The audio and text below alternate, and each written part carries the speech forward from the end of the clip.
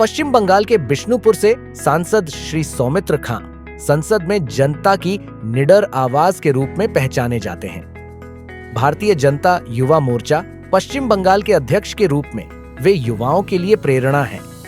2 बार सांसद और 1 बार विधायक रह चुके श्री खान ने शिक्षा, स्वास्थ्य, रोजगार और ग्रामीण विकास में योगदान दिया है। वोकल फॉर लोकल को बढ़ावा देते हुए उन्होंने बिष्णुपुरी और बलूचरी साड़ी बुनकरों के सशक्तिकरण में अहम भूमिका निभाई है। जनता के विश्वास को अपनी शक्ति मानते हुए वे निरंतर बिष्णुपुर और पश्चिम बंगाल को प्रगति की नई ऊंचाइयों तक ले जाने के लिए प्रयासरत हैं। नमस्कार। मैं ज्योति विकास दर्पण से। श्री सौमित्र खान सांसद विष्णुपुर पश्चिम बंगाल, आपका हम स्वागत करते हैं अपने विकास दर्पण चैनल। सर, विकसित भारत की ओर शासन का स्वरूप और राष्ट्रीय परिवर्तन की में भूमिका निभाते हुए कुछ हम आपसे प्रश्न पूछेंगे, जिसका हम चाहेंगे कि आप जवाब अपने दिल से दें। क्या आपके बचपन या युवा अवस्था में कोई ऐसा खास पल आया था जिसने राजनीति की ओर आपका रुझान बढ़ाया? कोई ऐसा अनुभव जब पहली बार लगा कि आप देश और समाज के लिए ही बने?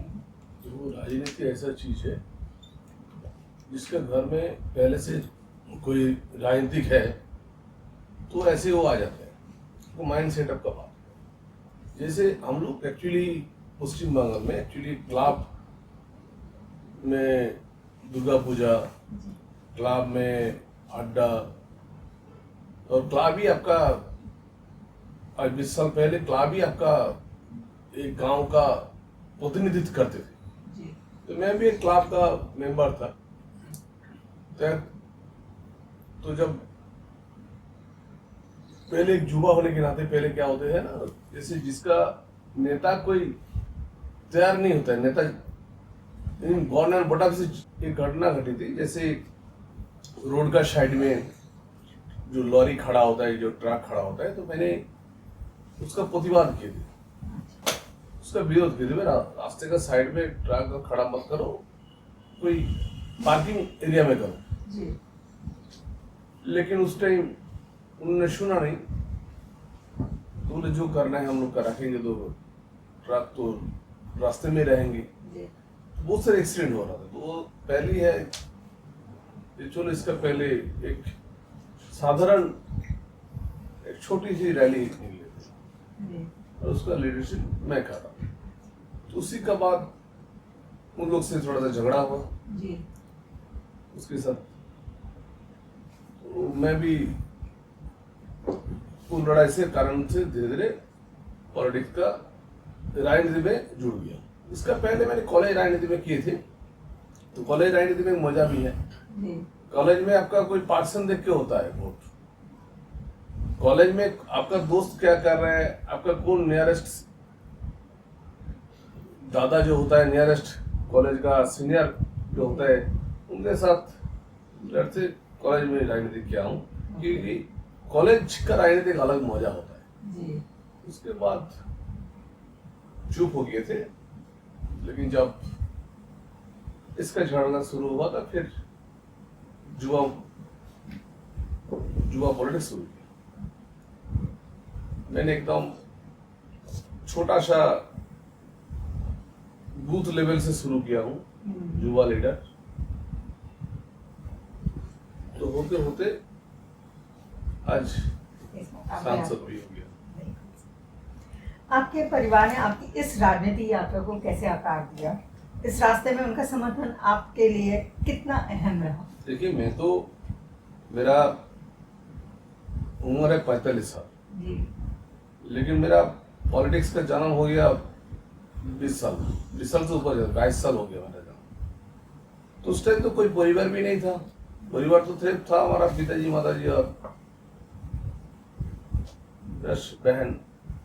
तो कोई भी नहीं चाहते हैं कि अपना खा के पॉलिटिक्स करे। पॉलिटिक्स ऐसा चीज है, परिवार का करता पॉलिटिक्स करते हैं, लेकिन लड़के को बोलते हैं कि आप पॉलिटिक्स मत करो। आप ज्यादा से ज्यादा जितने सारे आप सीनियर, मतलब जितने अच्छा फैमिली में जाओगे, वो एक ही बात है आप सब कुछ कर लो लेकिन पॉलिटिक्स में मत पड़ो। लेकिन मेरा घर से कोई विरोध नहीं किया, पॉलिटिक्स किया है, ठीक है चलो करते रहो, क्योंकि उस टाइम राज चल रहा था, उसको हटना था, 35 साल हो गया था, तो उसके खिलाफ हम लोग लड़ाई किए थे, तो घर से पालन नहीं किया, इसमें सपोर्ट ही दे। राजनीति की राह अक्सर कठिन होती है सर, क्या इस दौरान कोई ऐसा व्यक्ति रहा जिसने हमेशा आपका मार्गदर्शन किया, कोई मेंटोर या प्रेरणा? राजनीति में दो चीज चलती है, एक है आपका क्रियाक्रम और एक है आपका नसीब। राजनीति किसी के पास इजी चीज होता है, किसी का बहुत सारे डिफिकल्ट होता है। राजनीति बहुत सारे ज्यादा आदमी है जो सब कुछ चल जाता है जी। और राजनीति ऐसी चीज है आपका बहुत सारे सम्मान भी देते हैं, तो दोनों का चीज से सामने चलती है। एक है आपका क्रिया, आप कैसे आगे बढ़ोगे, आपका दूरदृष्टिता, और एक है आपका नसीब। जी नसीब होना भी चाहिए, जी। नहीं तो दोनों एडजस्ट नहीं होगा तो राजनीति में आपका फेल हो जाएगा। तभी पॉलिटिक्स के साथ साथ और अभी 16 साल एमएलए एमपी हो गया, चल रहे नसीब के साथ। जी। नेतृत्व के साथ कई बार व्यक्तिगत बलिदान भी देने पड़ते हैं, आपको अपनी निजी जिंदगी में कोई ऐसा बलिदान देना पड़ा जो आपने अपने कर्तव्यों के साथ कैसे संतुलित किया? देखिए, तो मेरा तो अद्भुत एक लाइफ है। तो मैंने जब मेरा शादी होने के बाद, तो 5 साल के बाद हमारा तो सिर्फ राजनीति के कारण में हम लोग अलग अलग पार्टी होने के मतलब हम लोग अलग अलग विचर गए। ओके। तो इसमें राजनीति में बहुत सारे कुछ घट रहा मेरे साथ, लेकिन पॉलिटिक्स ऐसा चीज होता है जो आप जिसको सपोर्ट करते हैं, सपोर्ट का साथ चलेगा, जो आपका जो भी कोई जो आपका खिलाफ होगा और उसका एग्नेस्ट में जाओ। मेरे भी जिंदगी में ऐसे हुआ है, तो सपोर्ट किया मैंने, भाजपा का साथ रह गया, सही। क्या कभी ऐसे समय आया जब किसी चुनौती या आत्मसंदेह ने आपको रोकने की कोशिश की, और उस क्षण अपने खुद को कैसे संभाला? क्या ऐसा कोई अनुभव रहा जिसने नेतृत्व या धैर्य का पालन? मेरा 2019 में मैंने पहले सुनते थे जे नहीं जाके भी जीत सकते हैं। जॉर्ज फर्नांडिस को मैंने उनका हिस्ट्री में मैंने देखा हूँ, जो एरिया में प्रचार नहीं करके भी जीता था। उन्होंने उस टाइम जेल में था, कांग्रेस सरकार ने उसको जेल में डाल दिए थे, फिर भी उन्होंने जीता पब्लिक का सपोर्ट। मेरा भी ऐसे हुआ 2019 में, मैंने जब सांसद थे 2014 से 2019 में, मेरा सेकंड टाइम जो मैंने उम्मीद देर खड़े थे, तो मैंने आपका मेरे एरिया में प्रचार करने के लिए नहीं, कोई पब्लिसिटी करने के लिए मैंने नहीं किया, कि कोर्ट का पाबंद था जहाँ मेरा डिस्ट्रिक्ट में घुस नहीं पाएंगे। फिर भी पब्लिक का साथ हुआ, मेरे को जीता है। तो ये बहुत बड़ा अचीव है, जो हमको बहुत रोकने के लिए कोशिश किया, लेकिन आपका अच्छा कार्यक्रम आप करेंगे, पब्लिक का साथ जुड़ा हुआ रहेंगे, तो पब्लिक आपको दिल से सपोर्ट करेंगे। तो जब कभी लगे कि आप आगे बढ़ना मुश्किल है, आपको किसी चीज ने प्रेरित किया और आप उस प्रेरणा को अपने क्षेत्र के युवाओं को कैसे साझा करते हैं? देखिए, मैंने एक सोचता हूँ, जो मेरे हम लोग के बंगाली वाले एक है होता है, ज्यादा से ज्यादा अच्छे लड़के होता है, सबका एक ही होता है कि चलो अच्छा पढ़ाई करने के बाद सर्विस में जाएंगे। मैंने ये डिसीजन नहीं मानता हूँ। मैंने युवा को बोलता हूँ, आप बिजनेस करो, बिजनेस आपको आंट्स देगा, बिजनेस आपको आगे ले जा सकता है, तो आप बिजनेस करो। मैं बहुत सारे को बिजनेस में उत्साहित किया हूँ, जो हमारा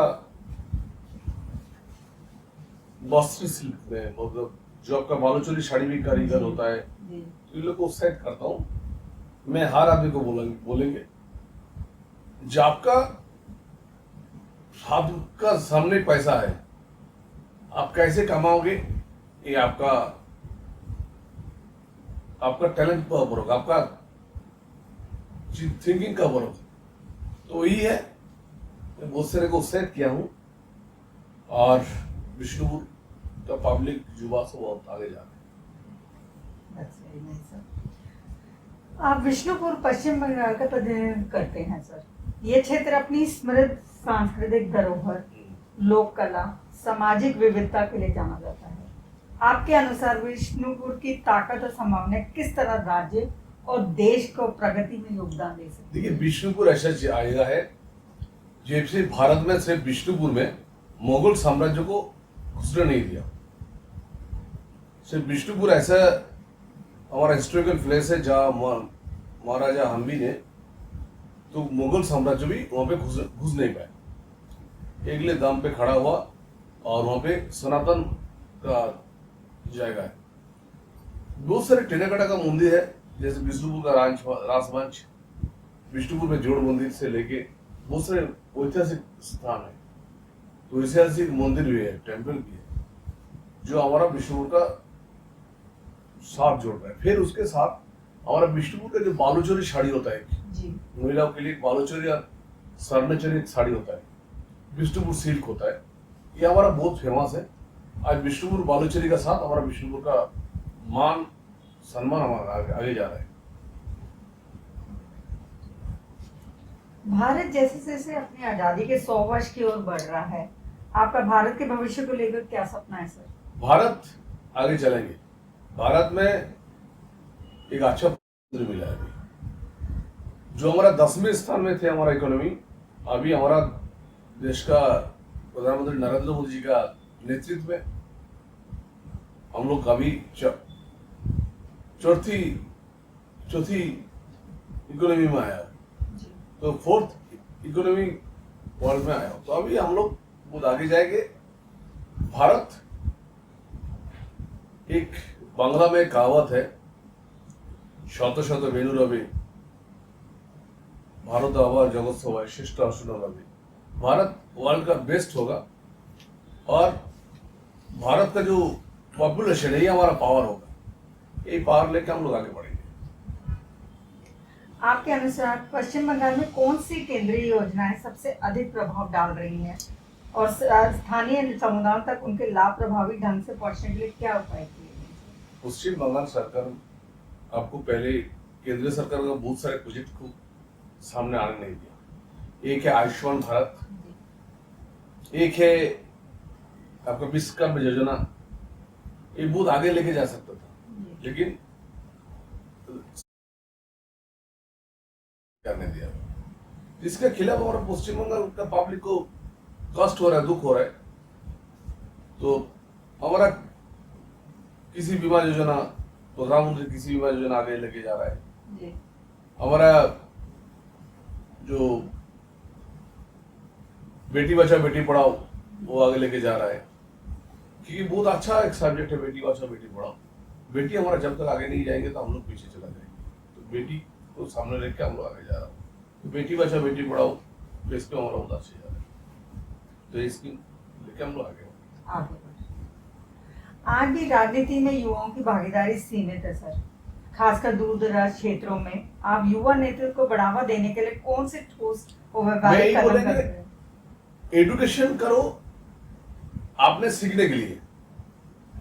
एजुकेशन को सिर्फ आपका नागरिक करेंगे ये मत करो। एजुकेशन को लेके आप लोग भी समाज को आगे लेकर जाने के लिए आप लोग भी पॉलिटिक्स में आ जाओ। जितना बड़ा ऑफिसर बनो, जितने बड़ा आईएएस बनो, आईपीएस बनो, लेकिन लास्ट कंट्रोल करते हैं पॉलिटिक्स। तो पॉलिटिक्स अच्छा चीज होता है, पॉलिटिक्स कभी गलत नहीं होता है। सबसे बड़ी अच्छी बात है अभी पॉलिटिक्स में भारत में इतने सारे अच्छे सांसद आया, युवा पीढ़ी आया जो आज देश को आगे लेके जा रहा है। जैसे आप देखिएगा बहुत सारे, जैसे जयशंकर जी अभी दूसरा जगह में थी, आईपीएस से अभी हमारा विदेश मंत्री है। उसरी वैष्णव जी अभी हमारा आईएएस थे, हमारा रेल संभाल रहे। तो इस तरह युवा को आने चाहिए। देश को में पॉलिटिक्स को साथ में लेकर आगे जाना है, क्योंकि पॉलिटिक्स नहीं है तो आप कुछ नहीं है। पॉलिटिक्स करना चाहिए देश का युवा को, चलो हम एक साथ मिलकर पॉलिटिक्स करें। ये नीति का बात होता है, नीति में आपका देश आगे बढ़ती है। आपके राजनीतिक सफर का अब तक का सबसे कठिन निर्णय कौन सा रहा? उस निर्णय को लेने का साहस कहां से मिला? देखो, मेरे 2024 में जी हमारा जिंदगी में मैंने बहुत सारी लड़ाई किया है पॉलिटिक्स। मैं 2011 साल में एमएलए हुआ, 2014 से एमपी हुआ, 2019 में एमपी हुआ। लेकिन मेरा जिंदगी में सबसे कठिन लड़ाई थी 2019 में।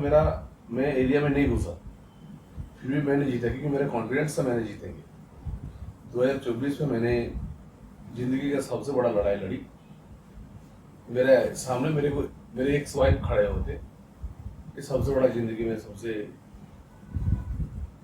बड़ी लड़ाई थी मेरी, क्योंकि जिसके साथ रहना उसके साथ एक लड़ाई करना ये बहुत बड़ा कठिन चीज होता है।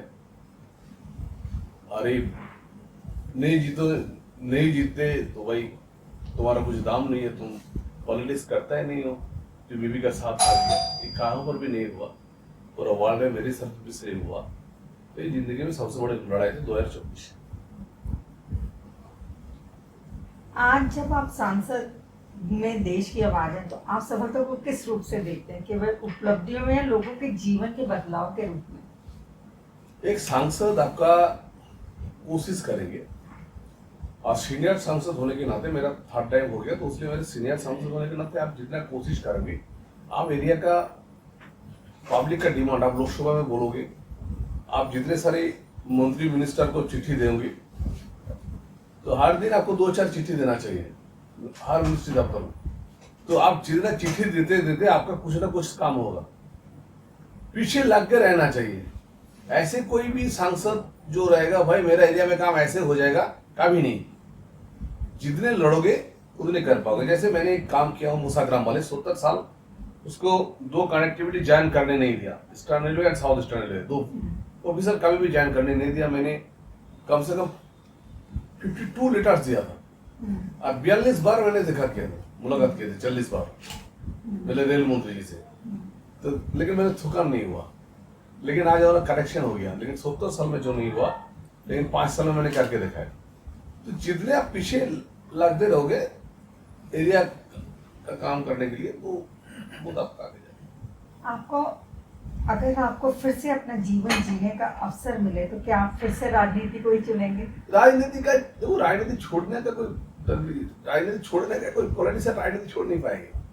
अब जितना दिन बचोगे, राजनीति ऐसा चीज है, राजनीति ऐसा नशा है जो एक बार घुस गया वो कभी नहीं छोड़ेगा। जैसे ब्लड का जैसे होता है, हो जाता है। कुछ दिन के लिए आप रुक जा सकते हैं, लेकिन पॉलिटिक्स कभी हम लोग का ब्लड से जाएगा नहीं। जो भी इंडिया का पॉलिटिशियन है वो जाएगा नहीं। ये बहुत बड़ा अहम चीज है। पीछे मुड़ने का कोई जाएगा नहीं, हम लोग को आगे जाना है।